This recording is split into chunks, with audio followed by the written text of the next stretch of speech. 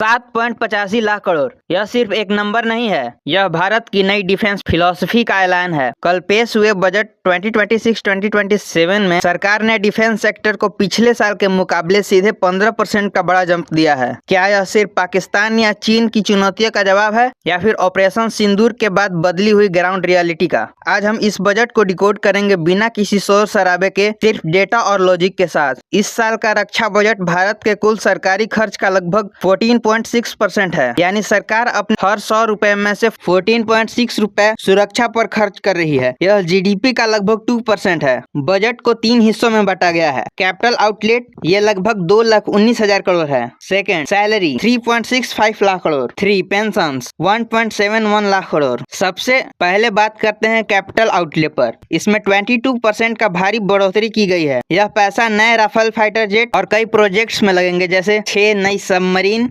और advance drones के लिए रखा गया है। याद रखिए, यह खर्च पुराना नहीं है। इस बार फोकस नेक्स्ट जनरेशन वेपन्स पर है, जैसे जीपीएस डिनाइड इन्वायरमेंट में काम करने के लिए स्वदेशी ड्रोन और इलेक्ट्रॉनिक वारफेयर सिस्टम। पिछली बार जब बॉर्डर पे तनाव बढ़ा तो हमने कुछ कमियां देखी, इसीलिए इस बजट में दुर्गम इलाकों में इंफ्रास्ट्रक्चर के लिए बजट को बढ़ाकर सीमाओं पर लॉजिस्टिक्स को बनाया जा रहा है। अब यह सिर्फ हथियारों की लड़ाई नहीं, यह स्पीड और कनेक्टिविटी की लड़ाई है। आपको यह जानना चाहिए कि इस 2.19 लाख करोड़ कैपिटल बजट का 75% हिस्सा है, यानी करीब 1.40 लाख करोड़ रुपए सिर्फ भारतीय कंपनियों के लिए रिजर्व है।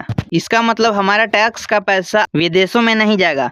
यह पैसा टाटा, महिंद्रा, L&T और हमारे डिफेंस स्टार्टअप्स में जाएंगे। यह सिर्फ सुरक्षा नहीं, यह भारत को एक ग्लोबल डिफेंस हब बनाने की तैयारी है। आज हम 80 देशों को हथियार एक्सपोर्ट कर रहे हैं और यह बजट को और स्तर पर ले जाएगा। अक्सर चर्चा होती है कि बजट का बड़ा हिस्सा पेंशन में चला जाता है, जैसे इस बार का 1.71 लाख करोड़, लेकिन इसे बोझ कहना गलत होगा। यह उन 34 लाख पूर्व सैनिकों का हक है जिन्होंने अपना जीवन देश के लिए दिया। अग्निपथ स्कीम के लागू होने के बाद धीरे धीरे रेवेन्यू खर्च में बैलेंस बनाने की कोशिश की जा रही है, ताकि भविष्य में मॉडर्नाइजेशन के लिए और ज्यादा पैसे बच सके। तो 2026 का यह बजट हमें क्या बताता है? यह बताता है कि भारत अब रिएक्टिव नहीं, प्रिपेयर कर रहा है। यह एक एग्रेसिव है लेकिन कैलकुलेटेड बजट है। अगर आपको लगता है कि जो मैंने डिकोड किया वो बहुत जरूरी है, तो इस वीडियो को उन लोगों के साथ जरूर शेयर कीजिएगा जो न्यूज के हेडलाइंस के पीछे का सच समझना चाहते हैं। ऐसे ही डीप एनालिसिस के लिए इस चैनल को सब्सक्राइब करें और बेल आइकन दबाएं।